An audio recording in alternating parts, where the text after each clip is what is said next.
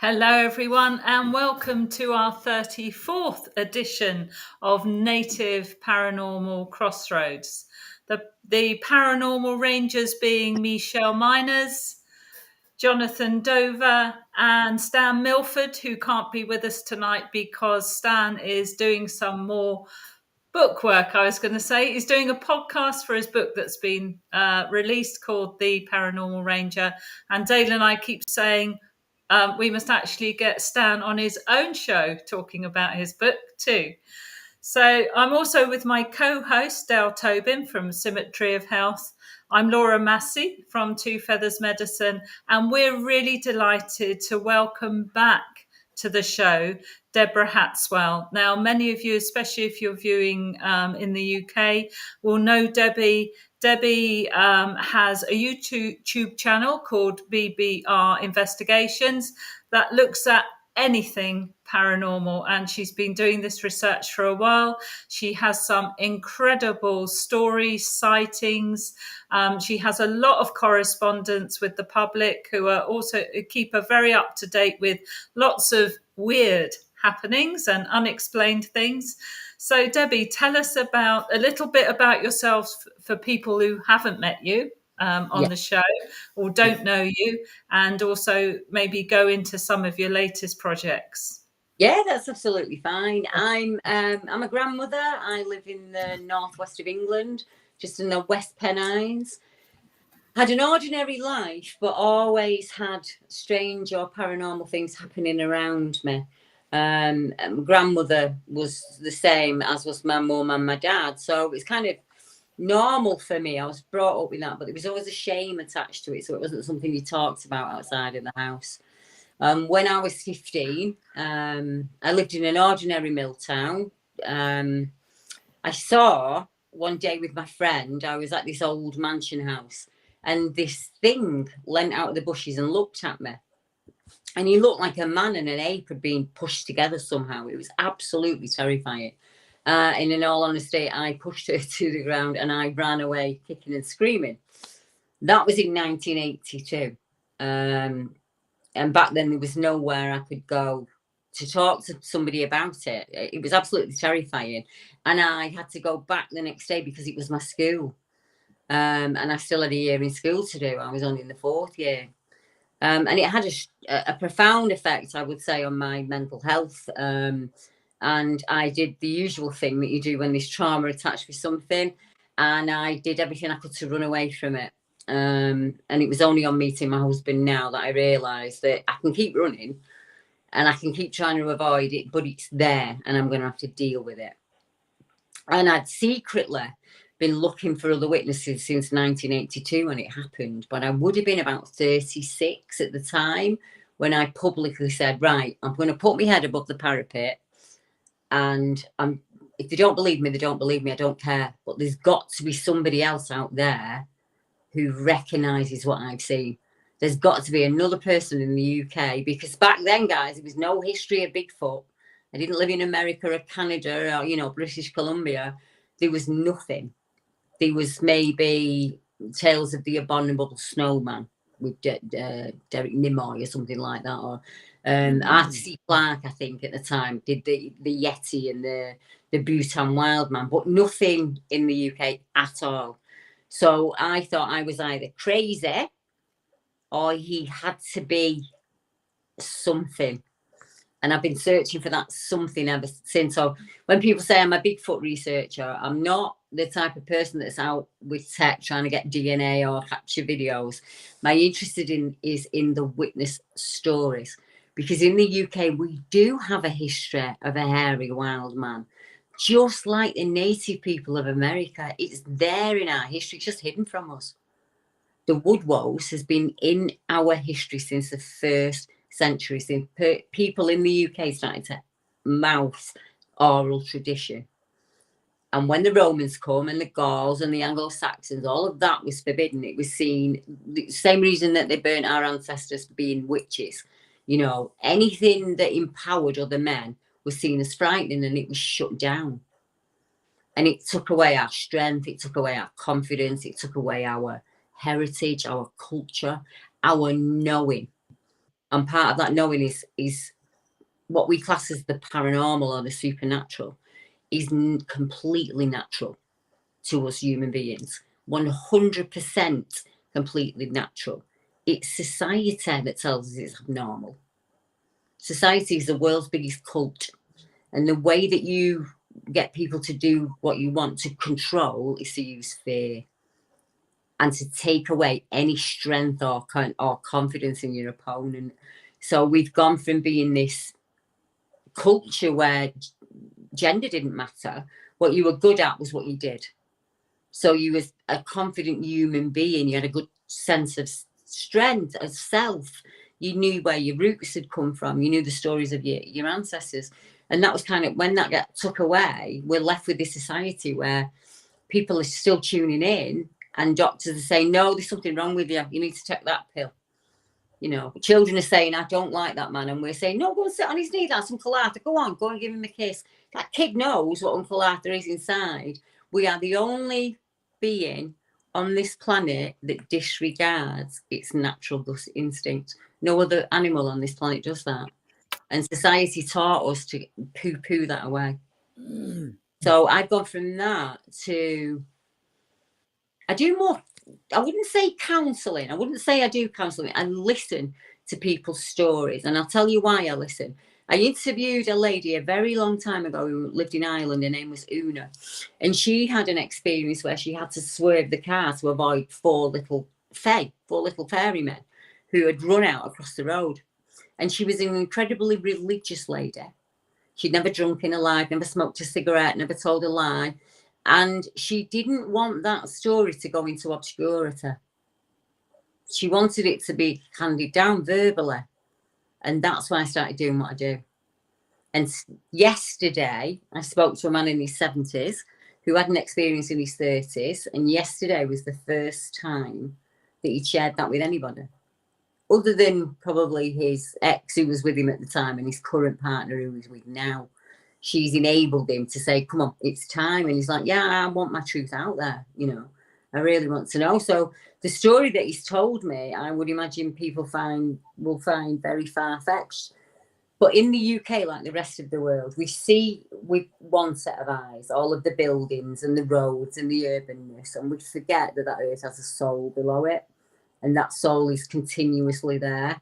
Around from about the Bronze Age, right through medieval periods, we did destroy that land. There was a lot of mineral deposits there and iron.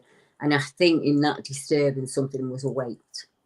So he didn't tell me that the cottage was haunted or anything like that until I'd started. I like to go in blind. I don't know about you guys, but I don't want any information when I go in. I want to just hear their story and then something will click in and I'll start writing it down. I can share it with you if you want, but it's a little bit long-winded and I don't want to take up all of the panel. Go ahead. No, it's great to have. That's why we've got you on. Yeah. You've got all these new stories. You're a great storyteller. You've got a gentleman called Tom who lives in Sussex in a place called, at the time, Hale Green. And he lived in a house called Hale Green Cottage, which is what do they call it? Is it listed? Well, you can't, listed building. Building. So it's a very, very, very going back to like 13th, 14th century kind of cottage. And he said that he couldn't understand why he got it to rent so easily in the first place, because it was absolutely beautiful. It was at the top of the valley. There was no other homes around. The village was about 3 miles down the road. And he said about the field just dropped at a slope, about a gentle slope for about a quarter of a mile, and there was a stream at the bottom. And he was incredibly puzzled why it hadn't been snapped up. And he said he walked in and he kind of knew that there was old residents there, let's put it that way. But nothing frightening. And that's what he said. Nothing ever scary. And then he himself said, but I will tell you about that later on. He was so keen to get this experience off his chest that's what he did. So I let him go with that. I thought, just let him talk. And that's what I did. He said it was probably around 1982. So similar time to myself. It was early summer and it was really hot. It was about 1 a.m. in the morning. And in the UK, we don't have air conditioning. So you just have to leave your windows wide open. Even if there's marauding murderers at large, you just open your window, don't you, Laura? That's what you do. And he said that's what they were doing. They were in bed, the windows were wide open, and they heard what they said at first sounded like a girl screaming, "Help me, help me." So you're in the middle of nowhere, there's no lights out there. And he's thinking she's either been attacked walking home down the lane and someone's attacking her in the woodland, or she's been kicked out of a car after being attacked. So he said, panic's going on then, and fear. I've got no clothes on. He said, I've run to the bedroom window and I can't see anything. There's nothing out there, but you can hear this screaming. He said, and as I'm deciding what to do, that scream turned and it started to sound like cats fighting or snarling. So then he's thinking, oh, it's just an animal. It's just an animal. And he said, I'm kind of stopping the panic at that point and thinking, you know, silly me, why have I got myself all worked up about this? He said, and as I'm thinking that, it changed again. He said, and it was a visible, help me, help me. So he asked his ex-partner who was with at the time, did you hear that? And she said, yeah, that's a girl and she's screaming for help. So he said, right, I'm going to get my shotgun and I'm going to go out to the lane. He said, and I didn't think about putting clothes on or anything like that.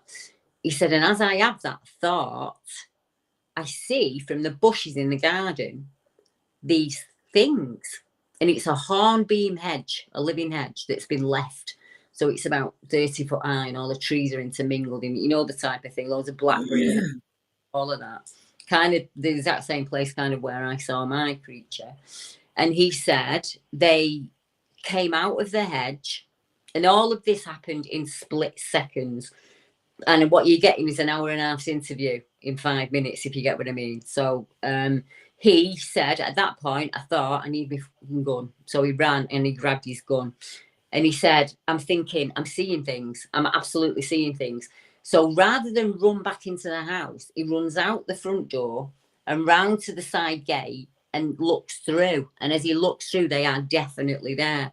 And he said they were wandering around the garden up on two legs. They were about 4 to 5 feet in height, completely hair covered, decent muscle culture, but also looked emancipated in some way, was his exact words. He said they had an almost ape-like face, very thick, muscular thighs, and arms that were long down to the thing. And he said, that's an ape. That's an ape or a monkey. He said, but they weren't anything of this world. And they continued to sniff around the garden as if they were searching for something. And he said, to his horror, one of them started making its way to the door. And he said, at that moment, I realised that my ex is hanging out the window watching them. He said, and this thing sniffed and looked up. So they kind of interlocked eyes. He said, and it was at that moment that one of the others spotted him. And he said, I don't know why I did this, but I started to make a massive amount of noise. I picked the gun up and I just started screaming and roaring, and they panicked. They didn't run at him. They were scared of him. He said they all turned tail at once and ran, and they just jumped into the hornbeam. And he said you could see them running down the field to the stream below, and they just vanished. They were just gone. And he said, I don't remember talking about it with her, and she didn't talk to me about it. We both kind of caught our breath. And the next thing he remembers is waking up in the morning. And he said it was very serendipitous because he had a friend that turned up there that morning really early, was going to help him with the job. He said, and as he pulled in on his motorbike, I couldn't get the story out quick enough. He said, and then I seen his face change as if to say, yeah. Yeah. And he said, look, just to confirm it, just come round the back with me. And I forgot to mention two things. He said with them was an horrendous stench, like nothing. He said it hung in the air, it stunk awful. And they must have been physical in some way because the branches and the trees were snapping and they were physically snapping them as they were going through them. And he said there was actual evidence of that in the back garden. It looked like something had been, he said, I'm not a gardener. It was incredibly overgrown. And it looked like something had wandered through the garden looking for something. In the hornbeam hedge, there was broken pieces. You could see where they'd run through the field. And his friend just wouldn't believe it. And that shut him down. That friend going, was it. He shut him down. So from being in his early 30s to now being in his early 70s, yesterday was the first time that he voiced all of this, you know, and it came out like a flood, Laura. It wasn't, I didn't have to prompt him in any way. I just sat and I just let him talk, and it just all came out. He went into minute detail and description of what they looked like. And it was the way they moved. He kept saying they didn't move, they were bounding or leaping, almost like a wallaby or a kangaroo would do. And I asked him to describe if there was anything he could think of that it could be, and he said no, but the thighs, the legs kind of reminded me of a fawn or a satyr, like Pan. But it didn't have hooves, it had definite feet, but it had this thick muscular build to its thighs. So my next thing will be looking at that piece of land, and I've only just, because as I'm typing it out, I've had the interview, so I can remember what you said. But when you're typing it out, you pick up far more detail. Yeah. Because I'm actually like audio typing, so as he's speaking, I'm typing it out and I pick up more detail. I asked him about the cottage and what he meant when he said that when he first moved in, a lot of stuff had happened there. And he said, right, I come to find out after moving in there that it's really well known in the area because there's a lot of paranormal activity that goes on there. He said, and when we live there, random people would just turn up and say, like, can we come and do a ghost investigation at your house? He said, and in the end, I just got used to it. He said, and it happened so normally that it became the norm for them for paranormal activity to happen. So he said one day, it's about 10 p.m, summer, he's got his friends round and they're in the conservatory or whatever. He didn't say conservatory, that's me just exaggerating. And they're having a laugh and a joke and whatever. And the door goes and it's this professor expert of the psychologist department of wherever, with a bunch of students who's decided he's come to go and put an end to all of this nonsense. And he did say to me that he felt that the activity happening at the house was of a very... And night, he said it was lovely. That was his words. It was lovely to be around that energy.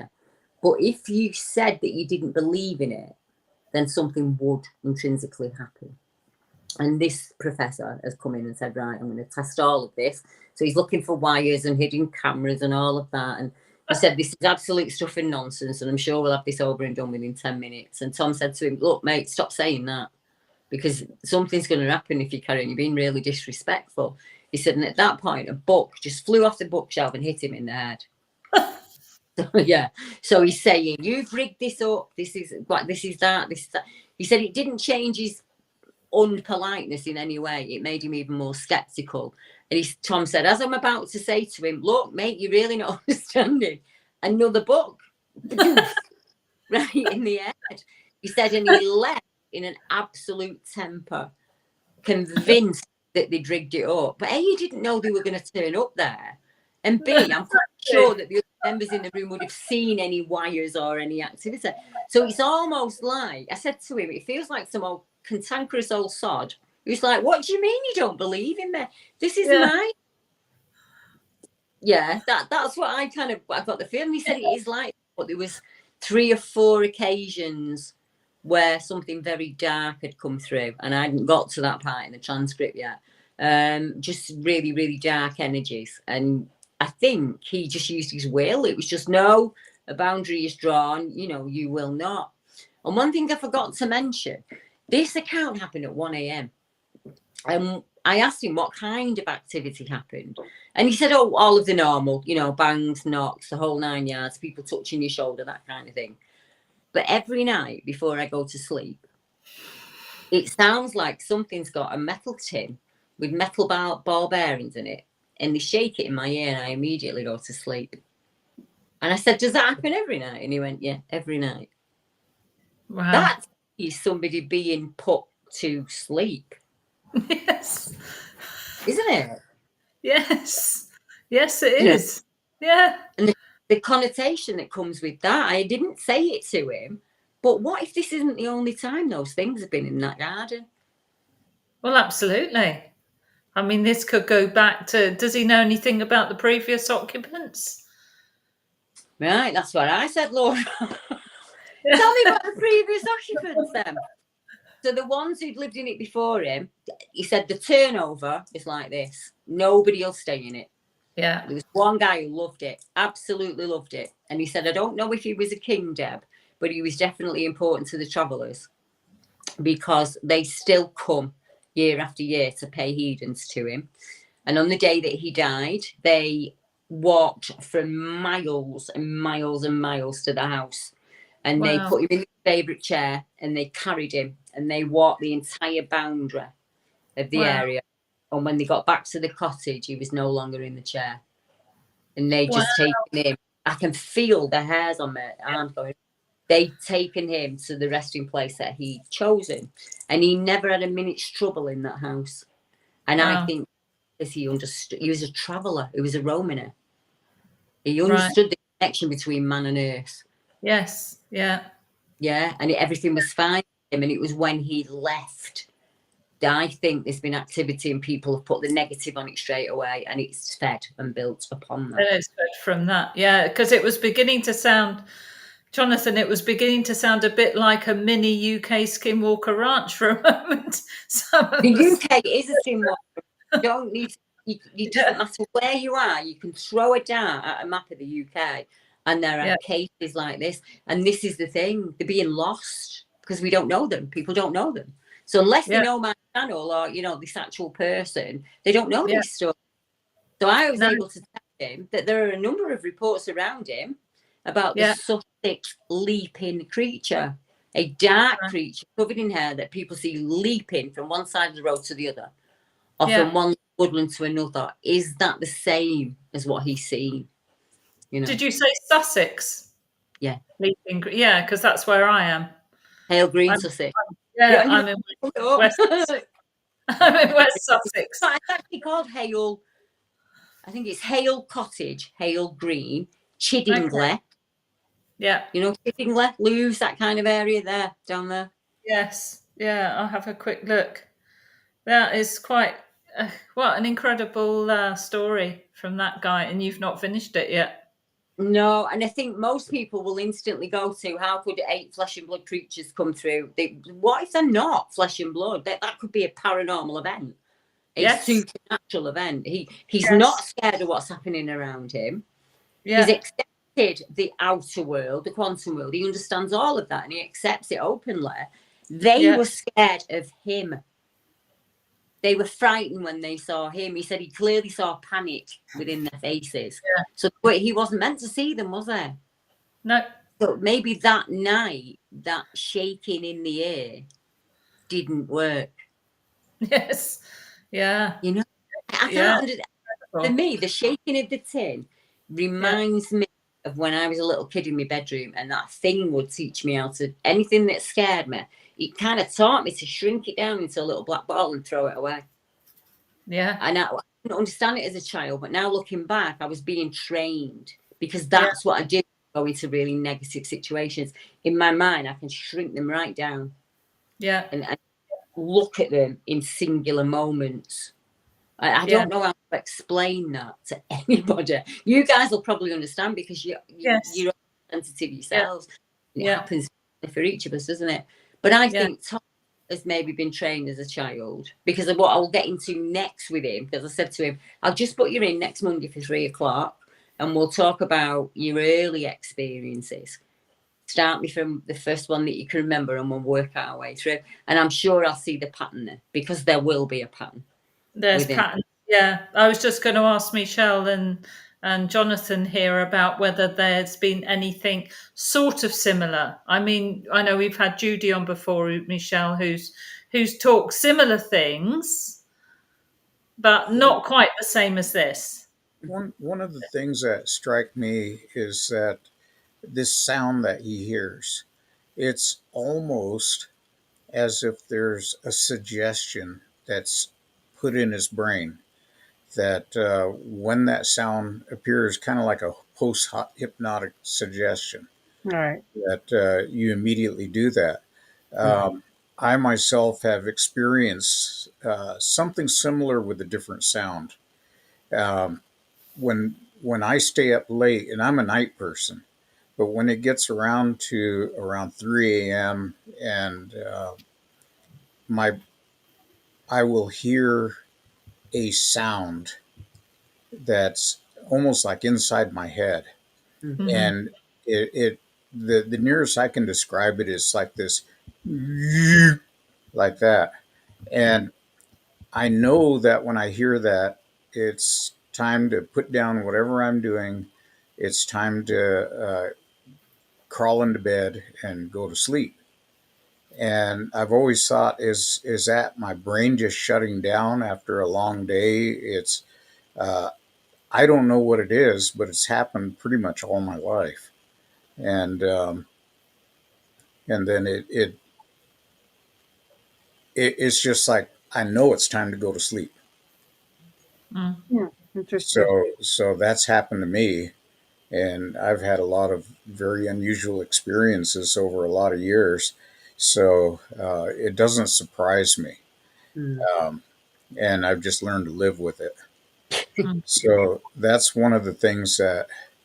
And then the other thing is that when me and Stan were doing the investigations, a lot of people that we spoke to were unable to relate their stories. We talked to one lady that was, she must have been close to 90, Mm. and she came to a conference, um, uh, elderly Native woman, and she had her kids, her grandkids, her great grandkids all around her.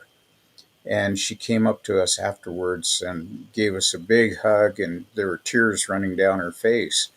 And she related stories about growing up when she was a little girl, and her family, their all their jaws about hit the floor because she had never told anyone in her own family these Mm. stories, and that emotion was so built up in her, and she just thanked us for speaking the way we were because it helped her realize that she wasn't crazy.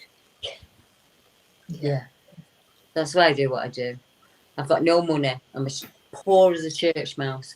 But every week I see somebody come back to life again because their experiences have not only been validated, but they've then found a community of other people who felt like that in the past.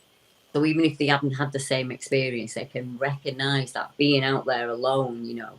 And there's a lot of cases where people, it's almost like they have forgotten or it's been pushed so far down in the psyche. But then they will watch something or smell something or hear something. It's normally a sense that brings it forward. And this memory then comes. So I get a lot of cases like that where people say, you won't believe me because, yeah. And well, I'm not judging jury. My experience was impossible. So I probably will believe you. Because by the time people have come to me, they've tried everything else. Yeah. You know, they've And literally tried everything else at the wit's end. You know, There's one. Deborah, I have gone through similar things myself when I first started on the Skinwalker Ranch and having these experiences, to which Jonathan has alluded to. Uh, and then hearing disembodied, we call them disembodied voices. Mm-hmm. And that's how the terms have been related to. You start to think in your mind, am I going crazy? And then you start to think, okay, what is going on here? And you start to hear these whispers, and and schizophrenia is Yeah. is something that people can be diagnosed for, and then people start to think, well, I had this experience and I heard this voice, and it told me to do this and that. That clinically somebody could come back and observe and say, she's really lost her mind, and then you start to believe, wow, maybe I am losing my mind, and seeing these experiences out in the field or seeing things. It took me a long time to understand that I wasn't the only one, and I felt alone. I Yeah. felt alone, and there are individuals that I've been interviewed. Some have gotten to the point of almost suicide. Yeah. So yeah, and it's a really interesting experience when you're thinking, why am I having this, and what is this all about when you haven't had it Got before? with me. What's wrong with me was why me? Exactly. What's wrong with me? That's what I used to say to myself all the time. It must be something I'm doing that's causing this. I've had every doctor's. I don't think I've ever had a doctor who's ever took me seriously without writing a prescription for a drug that I've just threw in the bin as I've walked out. Because there's not a pill in the world that's going to take it away, you Yeah, know. exactly. And I just felt like I had no strength. I'd had that taken from me. My word, my honesty was taken from me. People viewed me in a very different light. They looked at me in a different way than before. So all of that, and there's a class system in the UK. So you've got the aristocracy, and you've got the middle class, and you've got the working class, and you've got traveller families. And once you've hit all of them and you're down at the bottom, people don't believe what you say anyway. But so it's I had to fight against that. And that's what the Guardian article was about, was that 20 years ago, you couldn't even get a story in the newspaper. But because so many people have come forward and said, no, actually, this happened to me. I am a working class man. I do work on a building site, a construction site. I work probably 60, 70 hours a week. And when I was driving home, this happened to me. And I've got to drive that way tomorrow. Nobody's interested in that story. They're not, they'll come in and they'll interview him and they'll go. So what I'll do is I'll spend the next however long it is on the phone to him while he's driving, and I'll say, right, well, let's look at an alternative route for the next few nights or so. Let's look at an alternative route until you're comfortable enough to drive on that road again. I would suggest driving on that road in the daytime. Drive as far onto it as you can, and if you've got to back out, that's fine. Still a win. You've attempted it. So I kind of work like that, me, with them, and try and get them. Can I give you an example? Make it easy for me. I'll give you. Sure. There's a place called Swannington in England. Beautiful. It's Greystew Priory. So there's an old nunnery, a very old priory building that's on there, and people have seen walking figures for hundreds of years crossing there, and up to very modern times. So it was only about 2015, 2016. And it's very rural. So when you're on the road, I think in America call them passing places. We would call them little pull-ins. You'd every now and again along the lane, there'd be a little pull-in, so you could pull in and the car can come past you and then you can go. So you can't have two cars on the road at the same time. So sister's driving. She's in the front seat. 10 o'clock at night, February, so very, very dark and cold. Two dogs in the back. They're going for a walk. That's what they're doing. She said, as we're driving along the lane, it's really dark. You can only just see where your headlights are. A man comes walking across the road with three dogs on leashes and goes into the woodland. She said, so we pulled over for him to do that. And as he went in, something moved across the road ahead of him. She said, so we drive up thinking it's going to be like a deer or something like that. And it's this thing. She said, it's standing upright. It's got like a hunched figure to it. And the most shocking thing of all was it had multiple sets of eyes. And I said, what did it do? And she said, we sat there aghast, just looking at it. And it just goes like this. And walks off over the other side of the road into the next field. She said, we're just like, what do? We can't turn around. We've got to drive past it. We've got to drive past it to turn around and go back home. She was absolutely terrified. So by the time she'd found her way to me, she was like 3 or 4 years into the fear. So I said to her, have you ever considered that maybe you've been carrying young? And she went, I don't know what you mean. I said, maybe it wasn't this multi-eyed monster. Maybe it was a creature of some kind that had been disturbed by the man that had walked into the woods with the dogs, who said to pick up its young and go somewhere else. Oh. And it maybe had this hunch position because it's carrying something, you know?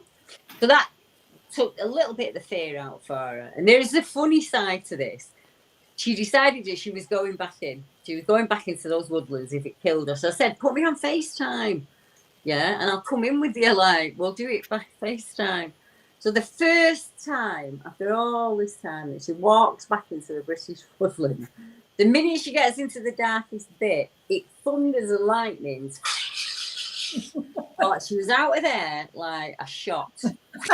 Yeah, so we had to work our way, but she ended up interviewing other witnesses in the area, just going round the town and speaking to them. She'd go to that lane and look for dog walkers and speak to them and ask them. She found out that there was a tunnel that went from the priory where they used to sneak any babies born to the nuns or anything forbidden would get sneaked out under those woods and into the town. So there's all of that connotation with it. And she has intrinsically set up her own paranormal group and has been looking. I think it's Leicestershire, isn't it? Swannington, if I remember rightly. So she's gone from being this absolutely terrified young mum through to, I'm not letting this beat me. It's really hard. And she didn't want to take the kid. I've been there. I've been that mum who didn't want to take the kids out. Don't want to take them in, you know, in case he's there or Casey sees me and comes and finds me. So she's like, her life's changed so much in the past 8 years. It's amazing to see. I'm just going to get a drink of water. I won't be a sec. Yeah, sure. I think, Jonathan, that just shows you the value of full investigation with things, doesn't it? That was so interesting what Debbie said. It could have been carrying its young rather than have multiple eyes. That's right. One of the things that struck me is the statement when we start referring to schizophrenia and hearing voices. And people throughout history have heard voices. Yeah. Now, we can't say that everybody was schizophrenic and they have a mental defect. You go into scripture and there's the prophets that had voices come to them saying, this is the word of God, or, you know, for us, the creator. And the thing is that in scripture, there was a very set rule that said, if you're going to call yourself a prophet, you have to be correct 100% of the time. If you're not correct, you're going to be killed. You know, if you just miss one, you know, you can't have a 99% you know, success rate, and then oops, I guess I missed that one. You were stoned. And so, you know, we do have references in history to people that have heard disembodied voices talking to them. And we have to understand that historically, a lot of religions, and I'm talking about organized religions, I'm not talking about faith, were created to control people. Right. And they controlled them even through intimidation. You could be tortured and killed for not believing what they said to believe. You know, you were punished in some way. And so we see this through history. Native Americans had a faith in the Creator, but it was not organized. It was almost organic. And no, yeah. So we always run into that. People say, you know, well, if you hear voices, we tend to view things in a framework of what we've learned.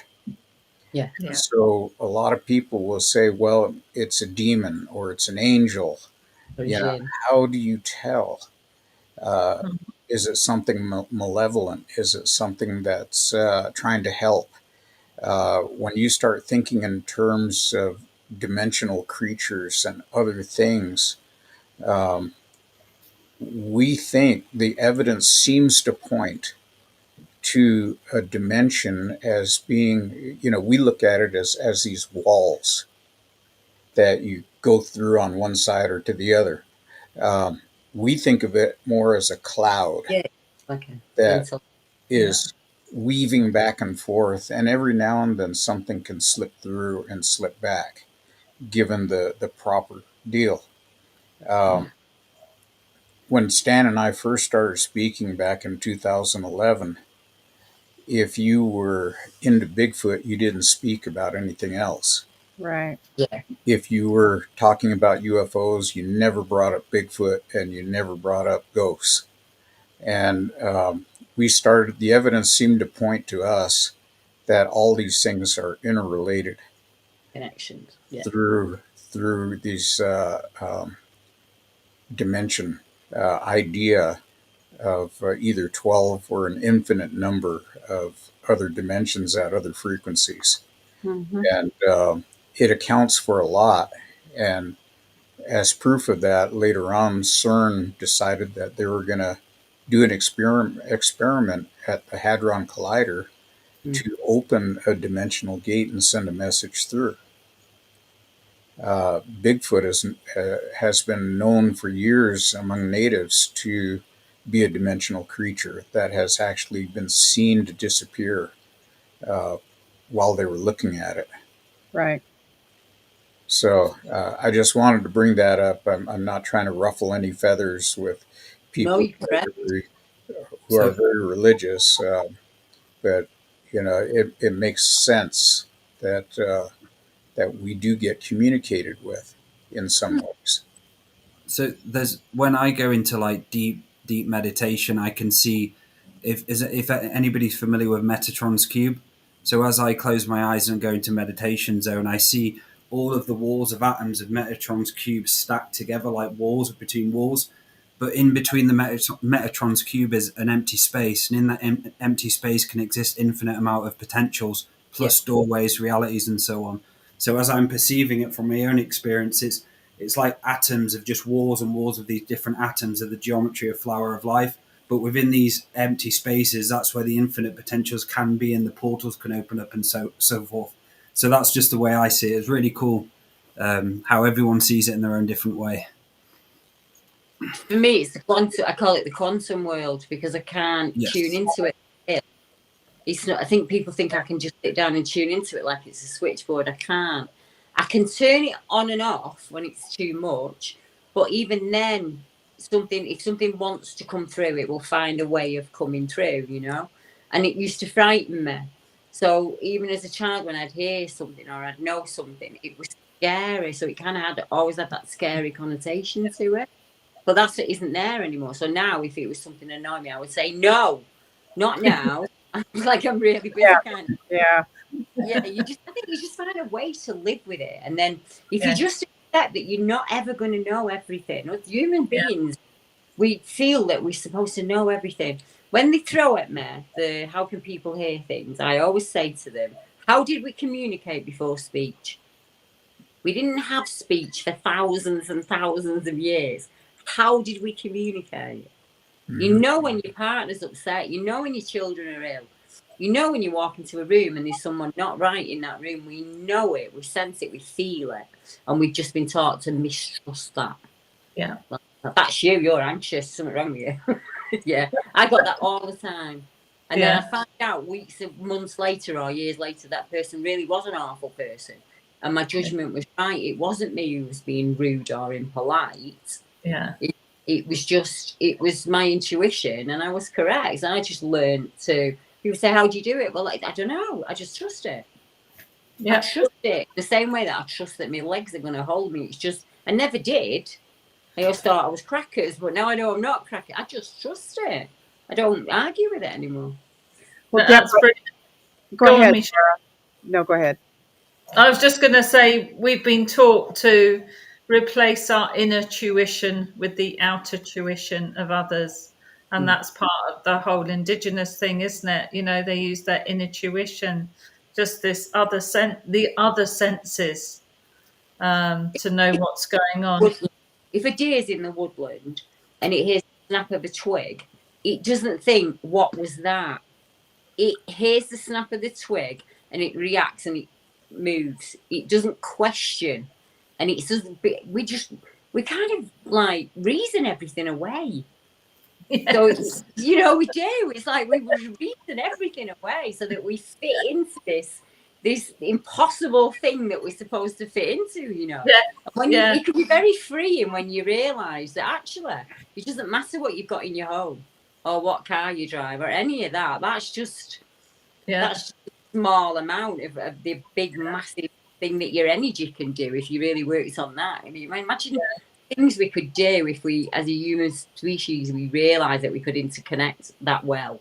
Yes. Deborah, I think it's a context of language. Like you were saying, we had an instinct for premonitions or seeing visions or being taken to the next dimension or over the veil, as some people say, from a religious context.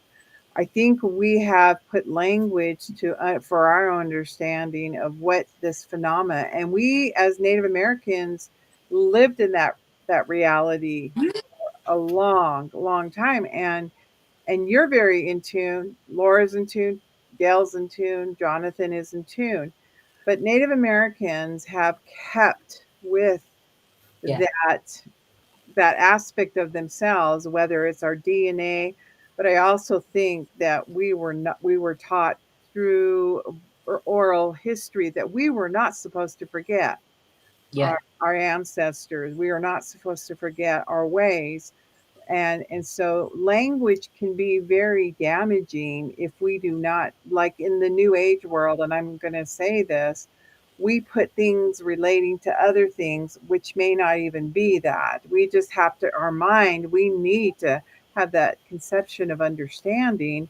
And yeah, so, Jonathan said it best with the labels of schizophrenia, and we have with these directional voices coming our way for wisdom, for power, so that we are empowered within ourselves and doing what our DNA is actually asking us to do.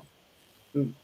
I very big into my DNA only recently. I didn't really know much about my parents' families. I knew one set of grandparents, but that was it really. I didn't know anything. And when my dad was kind of abandoned as a child when he was about 7, I never wanted to upset him and go digging into it or anything like that. So when he passed away in 2018, I thought now's the time.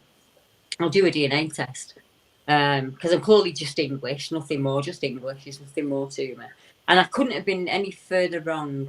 I'm actually Irish, Welsh, with a tiny little bit of English in me. And I started to look at just going back. I wanted to know about the females in my life. Like my mum was an incredibly powerful woman, as was my grandmother. And I wanted to know where that had come from. And I started to realise that a lot of them were being put into like institutions because they were talking with spirit or they were having delusions or all of this. So I trace it, Laura, all the way back to the Calm Money Witch. Her name was Aunt Mary Butters. And she's like my aunt so many times removed. And she was almost hung in Ireland because she prophesied when beasts were going to die. So she would say to people, your animals are going to get sick next week. You need to do something about it. And when they got sick, it was like, that's her fault. Yes. She's Yeah. done. Blame. 4 months ago, I'm working a case that's on the Sussex border. So modern times with a lady, probably about my age. And I start talking to her about things that she remembers from a child. And she said, when I was younger, I knew that all the pigs were going to get sick. And I told people, and they obviously looked at me like I had 2 heads. And I thought, that's a difference of 300 years.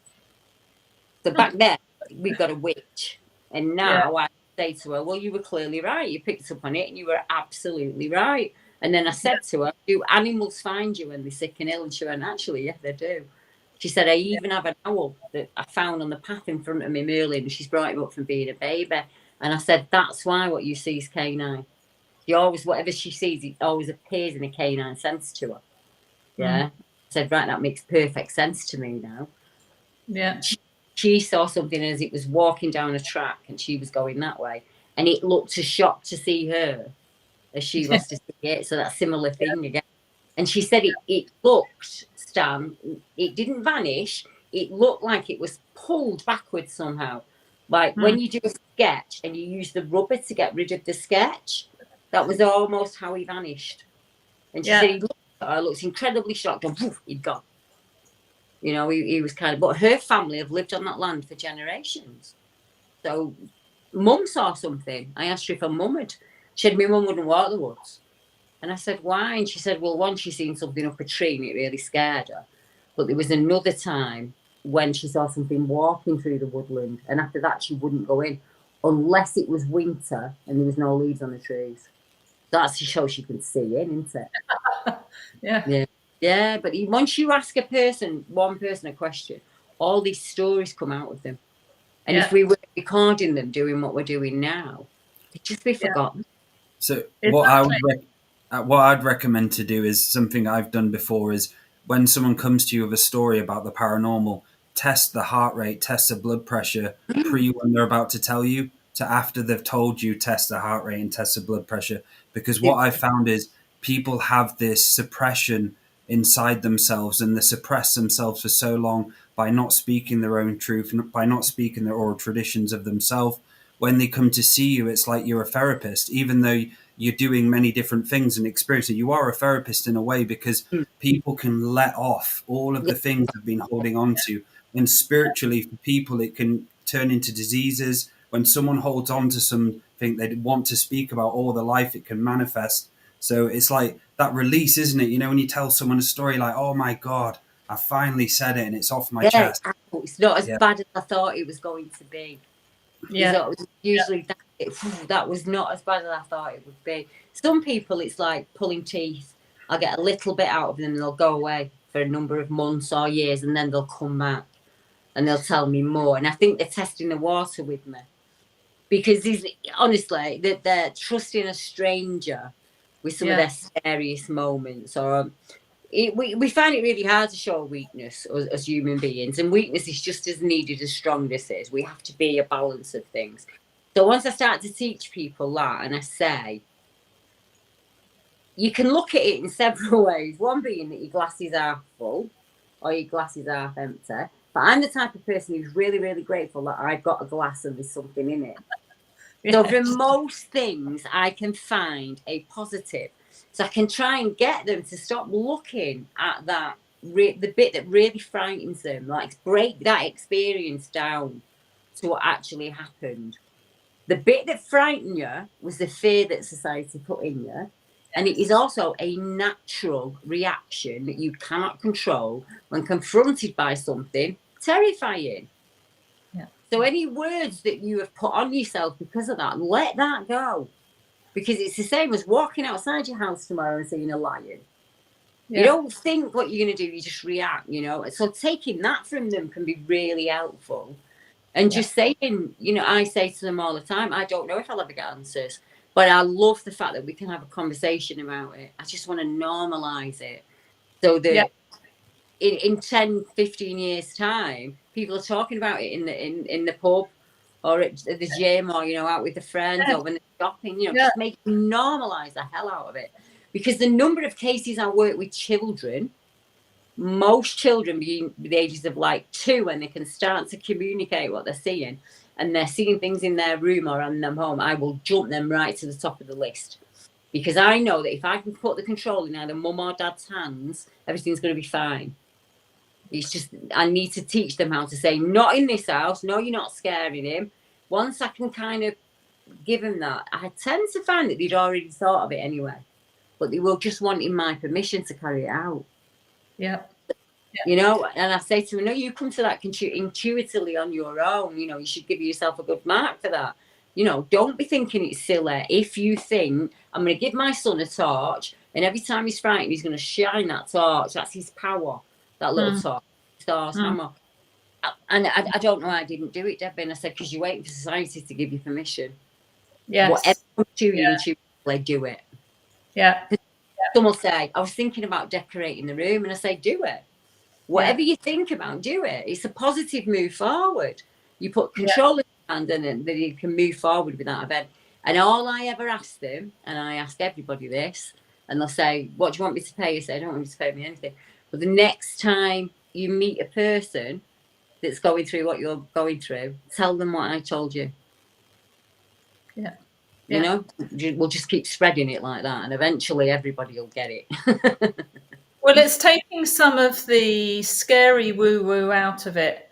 And if they actually just brushed on a bit of quantum science in schools, just a little bit, so that these other dimensions were sort of explainable in a way to children, then when they were having experiences, they would realise they're as we were saying earlier, that they're sort of going in and out of the quantum field. They're accessing a quantum field. Whatever it is you're seeing, although you're saying, yes, it can be frightening. I get that. But either, that another being like a Bigfoot has come through to this dimension, or maybe we're in their dimension, we're accessing a quantum field. And explain some of the quantum physics to them, Yeah. because that's what brings the woo-woo-ness and the science together and takes the woo-woo out of the woo-woo, doesn't it? It takes the fear out of the woo-woo, that you can actually have paranormal experiences. There's nothing wrong with that. Nothing, as you were saying, people will be talking about it down the pub and saying, well, I accessed the quantum field tonight. And, I saw this. and that's why spiritual hygiene is so important, to teach that to the children, about them regularly clearing out the space, putting love essence into it, prayer of happiness into the house, so the child knows that it has an inner knowing and a potential to be themselves, instead of always looking to this horror film or someone who had a negative experience. We create our own reality, and if we have self-awareness, know thyself, and know who we are. We're a balanced person. We're in the body. We're not overthinking all the time from being out there. It gives us an awareness to be balanced and not scared. And like obviously the paranormal rangers and Laura and so on, that fear kind of disappears because it becomes more of a normal reality. There's less, like Laura said, the woo-woo all the time. And the more we talk about this, the more normal it becomes, because we all have paranormal experiences, even if we don't admit it or not. We dream. Yeah. That's a paranormal experience. Every night we go out there. I have a 10-year-old grandson, and people will say to me, what do your grandchildren think about what you do? They don't know anything else because they've done it their entire lives. Same as with my daughters. So one of my daughters is still running away from the responsibility of it, because she sees the dark things like me. So she will come to her own in her own time when it's meant to happen. My youngest daughter's 27, took to it like a duck to water, not a problem from being a child, just very, very easy. My granddaughter is kind of a mixture of all of us, but she's something that she does privately, not because she's ashamed of it, because it's hers, and she chooses to do what she wants with it. And then my 10-year-old grandson, he takes sighting reports from his friends. If they've seen a UFO or if Granddad's seen a ghost, he will literally sit down with his iPhone and get them to talk on tape and do what I do about the experience. Wow. So that's how far it's come. It's a few generations, and it's took a bloody long time coming. If my parents had said to me at the time, Laura, we don't know what you saw, Deb, and we don't know why we saw it, but we believe you, that would have made such a massive difference to me. Yes. Yeah, it was a homeless man. You're just being silly. It was a drunk. Mm-hmm. I was a fool, a liar, or out for attention was basically, I fell somewhere within that pie chart. You don't spend 42 years of your life doing what I do, 16, 18 hours a day, for something you've made up in your head for attention. I must have been really good at planning up front, you know. Before we do finish up, so Debbie had a recent interview with the Guardian newspaper. So Dale, do you just want to share some of that, if that's okay? Just say if you can share it on screen. It was for, as they call monster hunters, but they use the word monster very loosely. So it was a lady that does paranormal investigations. There was a chap that does UFO investigations, myself and another person. And to be in the Guardian in the UK is massive anyway. It's a huge thing. It's not what we would call a tabloid. And they were asking me what I did as a job. And one of the things that they didn't put in the article, because obviously they start with a huge article and they cut it right down so it's really small. And it was a byline, and I really liked it. And it said that Deborah had gone from being terrified of things as a child to counselling children in their bedroom and old men in palliative care. And I thought, that sums it up in a nutshell. That's exactly what I do. You know, and that's one of the places on Winter Hill that my dog refuses to go into. And that's where they wanted to take the photographs. And we'll just take you into the haunted wood, Deborah, and take a photograph of you there. Right, okay. So, what issue of The Guardian can people go online, or can they find this? Yes, it's just an ordinary newspaper, so it would be online. Yeah, I'll I'll find a share link. it in the chat as well. So I'll share it Yeah. for everyone in the chat. Yeah, in the there is a comments. link in the chat. Okay. And I think it's Yeah. if we compare it with the American side, you will in the UK. Let's look at saying we're about 1970s, 1980s in America. We're at that level of understanding. So you've got to kind of you've got to introduce people to a really new subject that they don't know. So when you're reading it, please don't think that we're backwards. It's very rare for our media to report in a positive way any experience outside the norm. Yes, that is quite a big shift. In fact, that they did that. Do you attend any paranormal conferences, Deborah? Because just looking at the paranormal rangers coming to the UK in the future, because we would absolutely love Michelle, Jonathan, and Stan to come over because their wealth of knowledge and investigations and wisdom, and also spreading that indigenous, the beautiful indigenous storytelling. Yeah, So I'd love it's to have- so it's not lost. It's all like interwoven in this. So if there ever are any, and we can get the guys. Well, Michelle, just calling you a guy, Michelle. Get the guys over. One of I'm the just guys. one of the guys. I love Oh, it. one of the I guys. like being. Get them over. That would be fantastic. And actually, to meet up with you in the future would be Yeah, definitely do. fantastic. I mean, Dale and I love having these communities that grow because more and more people, like you were saying, are coming forward and sharing their story. And it's I just fully makes you agree. feel like you're not alone when this has happened to you, as you were saying. And I'll pop back on. I'll pop back in. Give me a couple of weeks Yes, again, and I'll get some more cases together, and I'll pop back on and give you an update. yes, Okay. because we've only heard like one story. Oh yeah, I think everybody wants to hear more. Yes, Yeah. yeah, The We Yeah, just no, I don't mind at all, amazing, Laura. I don't mind at all. Just hit me yeah, up as normal, and I'll make time for you. this thanks. was an amazing show. The time just flew by. We got a Yeah, lot of really great comments going on, and so we're going to need to continue on. Yeah, do I'll be part back. 3. I can't remember how many you've done already, but whatever. Yeah, be fantastic to I will have you on definitely come. again. It's been lovely So, chatting with you all. It really has. oh, it's been brilliant. Can you tell people if you want any more communication, how to get hold of you? I've made it real easy for people. If you just look for Debbie Hatswell or Deborah Hatswell and put Deborah Hatswell Bigfoot UK, and I will pop up. Everything's just in my name, so I'm easy to find. Yeah, I'll pop my links over to you, Lorna. If you'll pop them in the description for me, that would be really easy. Absolutely. Yeah, we'll put that. Michelle will do that. Yeah, I'll she do that does right that. now. Yeah, brilliant. So Michelle, Jonathan, and Stan have a Facebook page, the Paranormal Rangers. They also have a membership, and they can get hold of you through paranormalrangers.com. Michelle, is that right? Right. Okay, cool. And Dale, how can people get hold of you? So people can head over to daletobin.com. I offer soul surgery training, energy healing training, and ancestral medium work. So if you'd like to learn how to speak to your ancestral guides and guardians, head over to my website and I do regular workshops, which helps people connect and speak to the unseen world. Thank you. Beautiful. Any last words, Michelle?